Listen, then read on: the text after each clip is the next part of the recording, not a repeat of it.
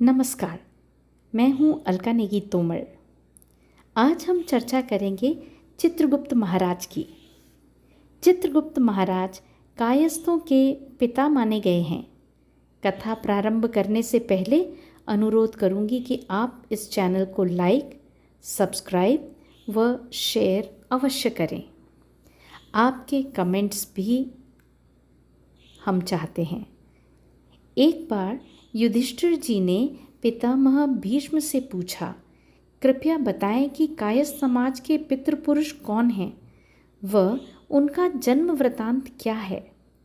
तब पितामह बोले, वत्स सुनो, ये कथा अत्यंत कल्याणकारी है व जानने योग्य है, अतः तुम्हें सुनाता हूँ।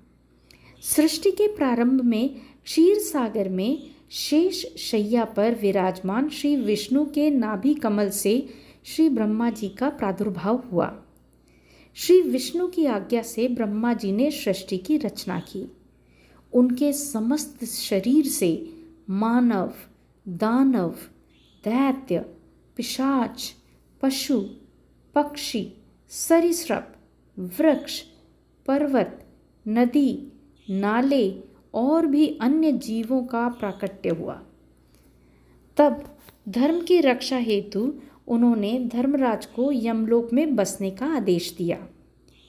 यमलोक के स्वामी यमराज ने बड़े ही सम्मान के साथ ब्रह्मा जी से पूछा कि इतनी बड़ी सृष्टि के इतने सारे जीव व उन जीवों की भी अनगिनत लीलाएं, वे अकेले सभी के कर्मों का लेखा जोखा रखना, न्याय करना, यमलोक का संचालन करना, ये सब कार्य अकेले किस प्रकार कर पाएंगे।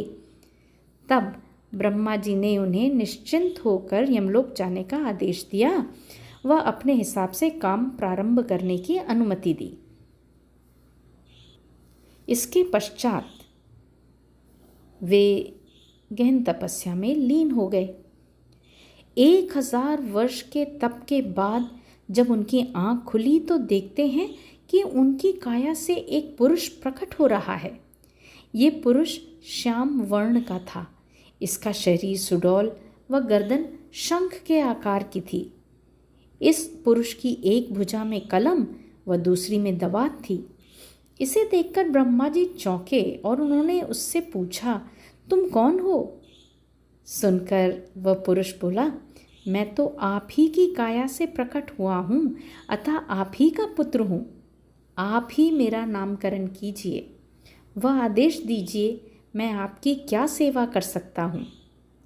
तब ब्रह्मा जी ने उस पुरुष को नाम दिया चित्रगुप्त और आशीर्वाद दिया कि क्योंकि तुम मेरी काया से उत्पन्न हुए हो, अतः तुम्हारा कुल कायस्थ नाम से जाना जाएगा। तुम व तुम्हारे पुत्र कलम के धनी होंगे और तुम्हारा विशेष कार्य होगा धर्मराज की सहायता करना। यमराज को सभी जीवों के कर्मों के लेखा जोखा रखना पड़ता है। माता के आशीष से अब यह कार्य तुम्हें करना है। सुनकर चित्रगुप्त ने पिता को नमन किया व माता का आशीष लेने कोटि नगर चले गए। वहाँ प्रचंड ज्वालामुखी काली जी से आशीष लेकर वे धर्मराज के स्थान पर जाकर अपना कार्य वहन करने लगे। ऋषि सुशर्मा के विशेष निवेदन पर ब्रह्मा जी ने उनकी पुत्री इरावती का विवाह चित्रगुप्त से कर दिया। इस विवाह से उन्हें 8 पुत्र हुए, चारु, सुचारु, चित्र, मतिमान, हिमवान, चित्रचारु, चारुन एवं अतिन चित्रचरण। उनका दूसरा विवाह मनु की कन्या दक्षिणा से हुआ।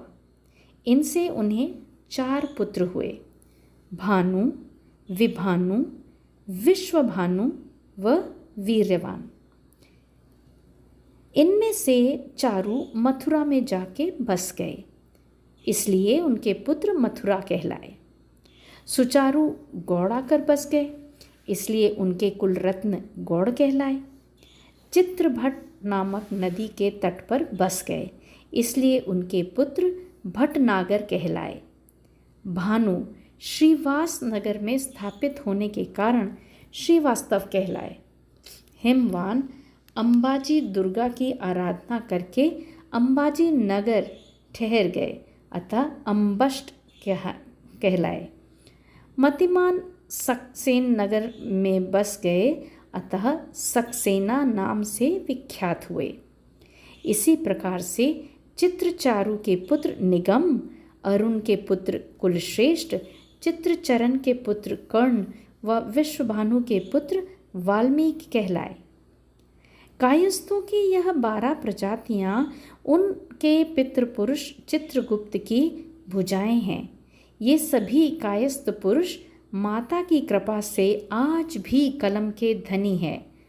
आंकड़ों के जोड़ घटाने व बड़े से बड़े हिसाब में भी ये अत्यंत कुशल हैं। महाराज चित्रगुप्त को असंख्य वर्ष तक जीवित रहने का वरदान माता से मिला है। उनकी भक्ति व प्रभाव से उनकी संतति आज भी कलम की धनी है। कलम ही उनके जीवन निर्वहन का साधन रहा है। उनकी भक्ति व प्रभाव से उनकी संतति आज भी अंकों से खेलती है। आज के लिए इतना ही। शीघ्र मिलते हैं एक नई कथा के साथ। तब तक जुड़े रहिए हमसे। नमस्कार।